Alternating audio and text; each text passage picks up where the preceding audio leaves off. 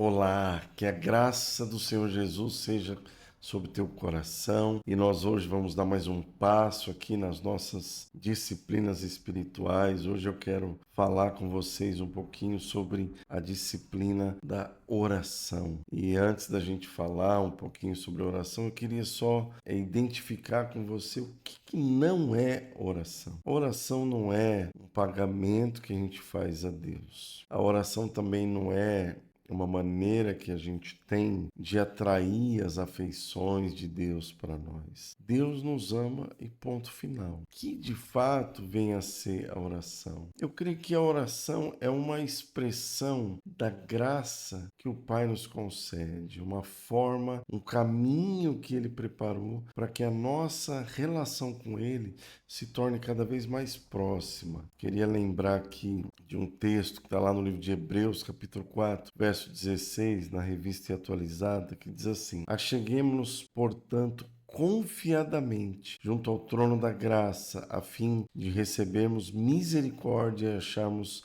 graça para socorro em ocasião oportuna. Então, a oração é esse caminho que foi nos dado para que nós nos aproximemos do Senhor, do nosso Pai, do nosso querido Pai. E isso nos ajuda a aprofundar a nossa relação com Ele. A oração, ela gera um relacionamento mais profundo, mais intenso. Então, quanto mais a gente ora, mais profundo é o nosso relacionamento com Deus. A oração, ela é um diálogo aberto. É quando nós falamos com Deus, mas também quando nós ouvimos. E essa troca, ela aquece os nossos corações. A oração, ela é também quando nós começamos a acessar tudo que o amor dele nos reservou. Ela nos posiciona para receber o que Deus já nos disponibilizou. Então, a oração nos dá acesso à revelação de quem nós somos, daquilo que Ele fez por nós. Por quê? Porque nós nos aproximamos dele e na conversa nós vamos conhecendo o caráter de Deus. Nosso diálogo com ele, a gente vai conhecendo a essência de Deus. Também a oração, ela produz em nós um aumento da nossa afeição por Ele, do nosso zelo pela presença, do nosso amor por Ele. A oração também, ela é uma forma que Deus usa para nos transformar. Quanto mais a gente se aproxima do pulsar do coração de Deus, mais a gente vai ver a necessidade, a fragilidade e a limitação que há em nós, e automaticamente mais nós vamos desejar ser transformado. Então, estou dando aqui alguns conceitos sobre oração e a gente sabe que Jesus é o nosso modelo. Jesus, ele tinha uma vida de oração. Como homem, ele orava, ele se interessava em manter uma comunhão com o Pai. E isso era uma prática constante na vida de Jesus. A gente vai ver, por exemplo, que há uma diferença nos evangelhos de Marcos e Mateus para o evangelho de Lucas. Lucas dá um detalhe muito interessante que os outros evangelhos não nos apresentam. E, por exemplo, quando Jesus foi batizado, o Evangelho de Lucas diz que Jesus estava orando. Alguns outros eventos, o Evangelho de Lucas também, ele dá essa ênfase de que Jesus estava orando. Então, Jesus tinha uma prática constante de oração. Lucas capítulo 5, verso 16, na revista atualizada, diz que ele, porém, se retirava para lugares solitários e ali orava. Então, a vida de Jesus era uma vida de oração. E a gente vai ver na história também dos homens de Deus, daqueles que foram uma referência para nós, eles pautavam a sua vida, as suas decisões e até as suas demandas na sua vida de oração. Você vê que, por exemplo, Martinho Lutero, em algum momento ele declarou: "Eu tenho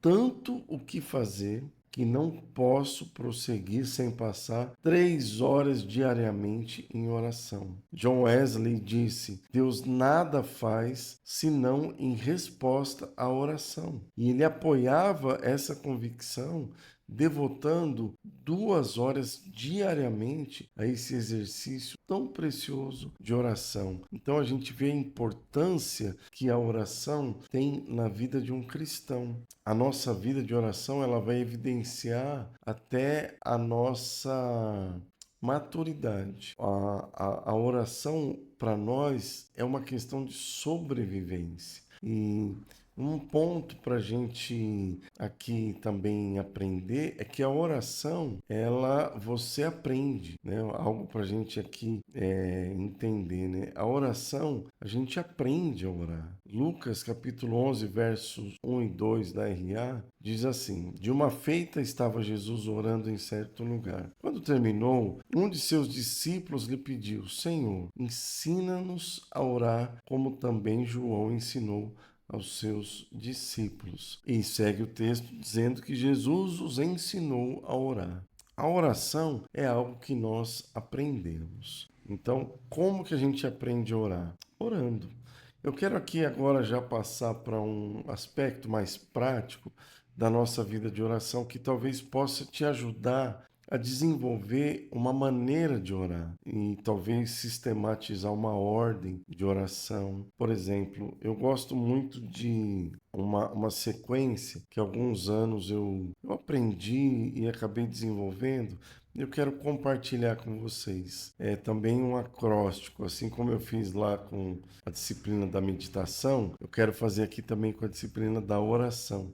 E esse acróstico é ACASP. O que é esse ACASP? É ação de graças, confissão, adoração, súplica, intercessão e petição. Então, esse acróstico fala de uma sequência que nós podemos desenvolver da nossa oração. Então, eu sempre que vou orar, eu tento começar com ações de graça. Por quê? Porque isso vai me fazer olhar para o Senhor e eu me achego já com o coração grato. Salmo 103, versos 2 na RA diz assim: Bendize, ó minha alma, ao Senhor e não te esqueças de nenhum só dos seus benefícios. Então, que a minha alma, ela vai bendizer ao Senhor. E uma forma da minha alma bendizer ao Senhor é em oração. Essa ação de graças, ela me faz lembrar os feitos do Senhor, tudo que Ele faz. E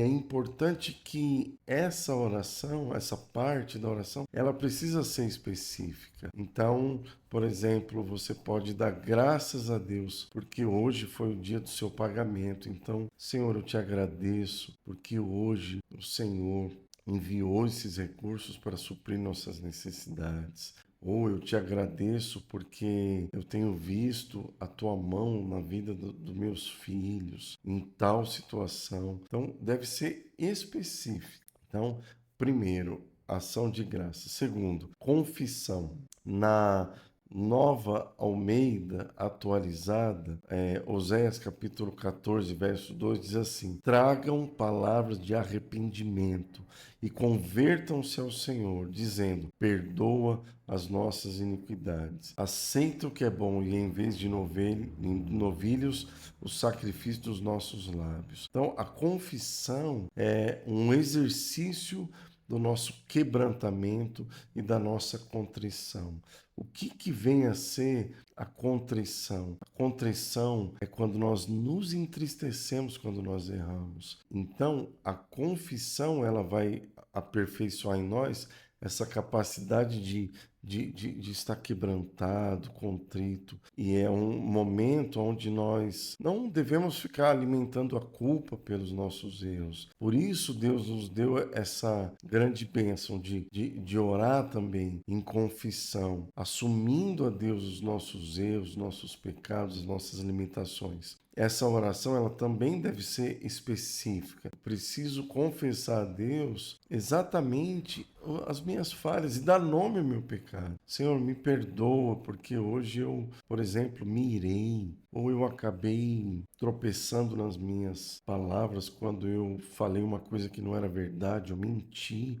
Me perdoa, Senhor, né? Deve ser específica também. E depois que nós confessamos a Deus, é importante a gente confessar a alguém também, para que a gente prove também cura, libertação disso. Então, nós falamos da ação de graças, confissão, adoração, que é um momento da nossa devoção. É aquele momento onde você não vai pedir nada, onde você não vai agradecer por nada, onde você não vai interceder, mas você apenas vai apresentar ao Senhor teu amor por Ele. É no momento onde você expressa a Ele a sua adoração, onde eu expresso a minha admiração, o meu anseio pela presença dele. Salmo 18, verso 1 e 2, na RA diz assim: Eu te amo, ó Senhor, força minha, o Senhor é a minha rocha, a minha cidadela,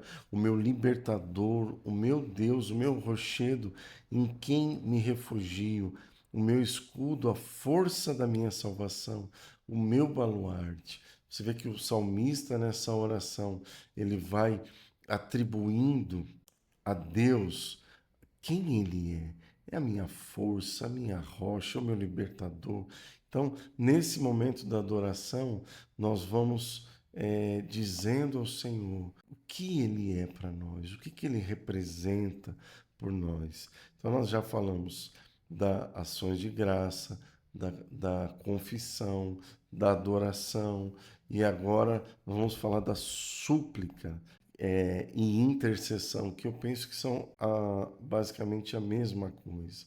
Súplicas e intercessão é quando nós assumimos uma carga por uma situação ou por uma pessoa, algo que alguém está vivendo que não tem a ver diretamente, necessariamente com a nossa vida.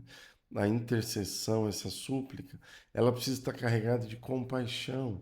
É porque eu me coloco no lugar daquela pessoa ou daquela situação pela qual eu estou intercedendo, né? Esse tipo de oração, ele é um tipo de oração que nos leva, nos impulsiona a nos importar com o próximo. Por isso precisa estar carregado de compaixão, porque aí nós choramos a dor do outro, nós clamamos a Deus em favor do outro, né? 1 Samuel, capítulo 12, verso 23, na RA, diz assim: Quanto a mim, longe de mim que eu peque contra o Senhor, deixando de orar por vós. Antes vos ensinarei o caminho bom e direto. Então você vê que aqui que o profeta Samuel, ele considerava o não orar, né, pelo povo ali como um pecado. Então ele fala, não, que eu não peque deixando de orar. Eu quero perseverar em oração pela vida de alguém, por alguma situação. Então, a intercessão, as súplicas, ela tem a ver com outras questões que não necessariamente têm a ver conosco. Nós intercedemos pela igreja, pelo país, pelos governantes. A Bíblia está cheia de orientações acerca dos alvos da nossa intercessão.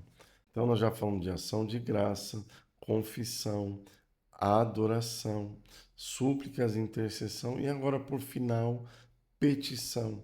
O que é a petição? É quando nós colocamos aí sim as nossas necessidades diante de Deus, né?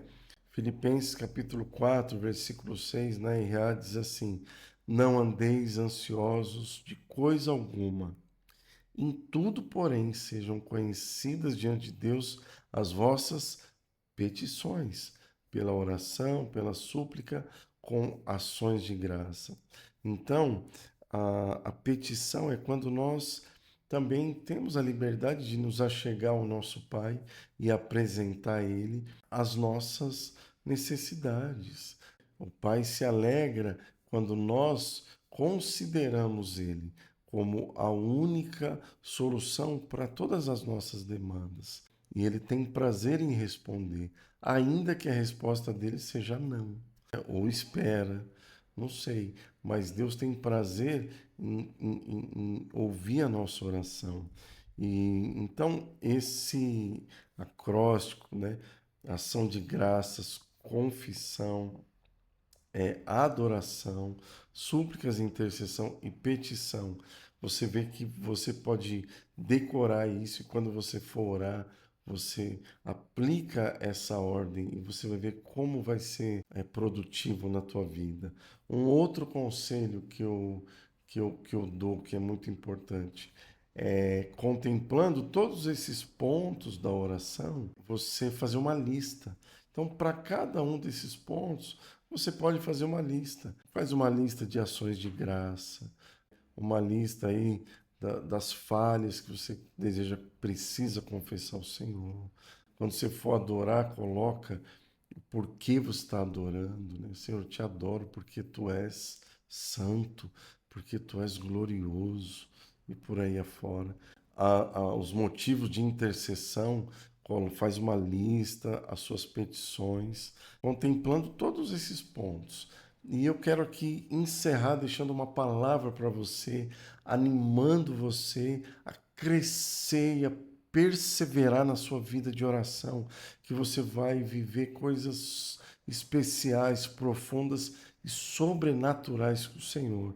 Quero encerrar aqui deixando uma palavra, está lá no livro de Romanos, capítulo 12, versículo 12, né? Vou ler aqui a revista atualizada que diz assim: regozijai-vos na esperança, sede pacientes na tribulação e na oração perseverantes. Então, em nome de Jesus, seja abençoado com essa palavra, com essa instrução e que o Espírito Santo comunique a você todos esses princípios. Em nome de Jesus e até a próxima.